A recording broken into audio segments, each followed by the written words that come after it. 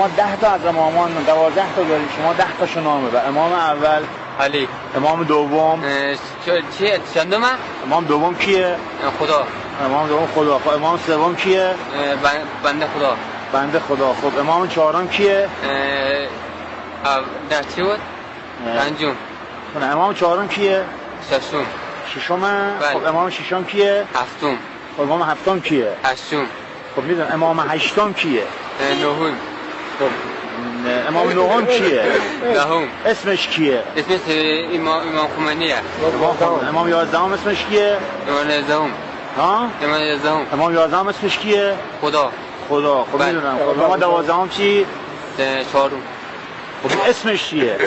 اسمش خدا. هم خدا. خب سه تا ما امام داریم در کل. سه تا بله. خب حالا میتونی از اول همه رو سری بگی اسمشون؟ چهارم، پنجم، ششم، هفتم، هشتم، نهم، دهم. خب اسمشون رو بگو. 11. اسمشون رو بگو. خدا. اسم خودت چیه؟ زبی‌الله محمدی. خب زبی‌الله. خودت امام چندمی؟ پنجم. امام پنجمی؟ بله. خب خیلی خوشحال شد عزیزم. سال خوبی داشته باش. شماره کارت بده برای کجا میشه ببینمت؟ نبی فرانسه میشه کارگر. الان ایدیم خوندم. الان پیشم نیست. نیست؟ نه به همون امامایی که قسم خوردی الان پیشم نیست. کار نداری؟